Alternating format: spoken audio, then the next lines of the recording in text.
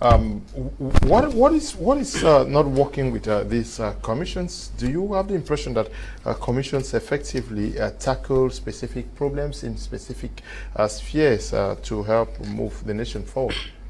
From your reading. Not quite, Mr. Kumlinat. I think that when I look at commissions that are created in Cameroon, the impression I have is that it's a compensation for political friends. Because when you look at Cameroon, Sonara, a fire incident ravaged Sonara, and a commission was created to investigate and bring to the limelight what actually caused the fire incident. Till today we are waiting. The commission has not spoken yet. The Anglophone crisis has been existing, and plus, to fight hate speech and other vices, the Bilingualism Commission was created. How bilingual is the country is still another issue. And you look even at the level of communication, there's a commission to ensure that if you go against the ethics and the deontology of the profession, of course they should call you to book. But are the commissions independent? Can the commissions take decisions? That's where the issue is, because if a commission has the power and the commission can take its own decisions and effect to ensure that those who have violated the rules of the commission should be sanctioned, that's where the issue is. But now when you look at what is actually happening with the different commissions, Mr. Kumlinat, I fear, just like Eddie has said, I fear that the head of state will trust some people. Of course, when they appoint you to head a commission, it's because they must have made some background knowledge to look about certain things and see how powerful you are. But when we look at the commissions that we have today, I'm afraid that even the head of state, to an extent, should be disappointed in some of those who are heading those commissions. A guy made a statement, Sebastien Ebala made a statement that went viral on social media, that in Yaoundé now it's difficult to enter a taxi and feel free because women from the northwest and the southwest enter taxis and they are stinky, and that is difficult to be. Of course, he was summoned, but today he's a free man. And recently there's been this issue of hate speech that has been going viral. The commissions held meetings. We saw the Minister of Communication, Rene Manuel Sadi. We saw the Minister of Territorial Administration, Paul Atanganji. We saw the President of the Bilingualism Commission, Amoti Kochwalism, Peter Mafanimo Songe. And of course, after the meetings they held, it is now said that comes in the Secretary of State in charge of the National Gendarmerie, Galas Etoga, who comes in again, instructing all gendarmes that should anyone use words of hate speech, he should, according to the communique he wrote, if for l'interpeller, you should arrest the person. And now we want to say that these three persons who held that meeting, Mr. Kumlinat, they had all the capabilities, they had everything it took.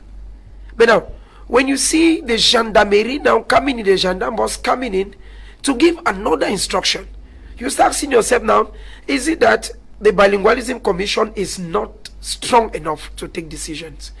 And that's why recently, some of us who come from the other part of the town in Bonaberi, there's been total arrest in Bonaberi yesterday, which will continue even today, that there has been a lot of hate speech all over the town.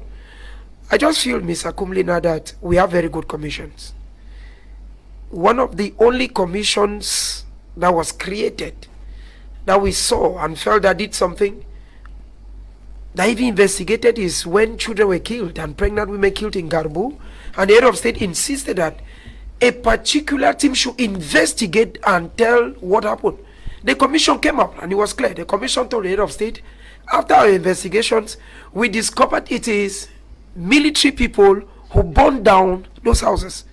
We are saying that it is good to have commissions, Mr. Kumlinat, but let us see them work.